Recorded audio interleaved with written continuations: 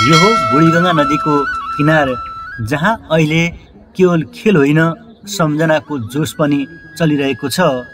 कालीमाटी स्थित खेल मैदानमा भूपू विद्यार्थी एकता समाजको आयोजनामा स्वर्गीय बलिन्द्र शाहको सम्झनामा जारी क्रिकेट प्रतियोगिता निरन्तर रूपमा सञ्चालन भइरहेको छ।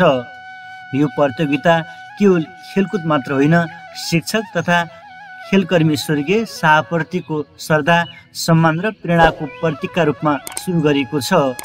बुढीगङ्गा नदीको किनारमा जारी यो क्रिकेट प्रतियोगितामा अहिले स्थानीय युवाहरूको जोस, उत्साह र खेल भावनाको केन्द्र बनेको छ। मैदानमा खेलाडीहरू घामसँगै दौडिरहेका छन्, कतै बल फ्याँकिँदैछ, कतै चौका छक्का प्रहार हुँदैछ। दर्शकहरूले ताली र जय जयकार गर्दै खेलाडीहरूलाई हौसला दिइरहेका छन्। यो दृश्यले कालीमाटी खेलकुद मैदानलाई साँच्चीकै खेलकुदको उत्सव स्थल बनाएको छ। खेललाई निष्पक्ष र अनुशासित ढङ्गले सञ्चालन गर्न एम्पायरले उत्कृष्ट भूमिका निर्वाह गरिरहेका छन्। उहाँहरूको संयम र सूक्ष्म निर्णयले प्रतियोगितालाई अझ व्यवस्थित र रोमाञ्चक बनाइदिएको छ।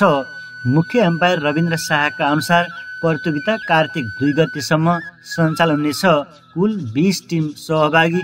यस प्रतियोगितामा पहिलो हुने टिमले रु 1 लाख नगद, दोस्रो हुने टोलीले 35,000 नगद साथै प्रत्येक दिन उत्कृष्ट खेलाडीलाई म्यान अफ द म्याच पुरस्कार प्रदान हुँदै आएको छ। यसरी बुढीगङ्गा नदीको किनारमा जारी यो क्रिकेट प्रतियोगिता केवल खेल होइन, स्वर्गीय बलिन्द्र शाहप्रतिको सम्मान, युवाहरूको उत्साह र साथी बगरको एकताको प्रतीक बनेको छ।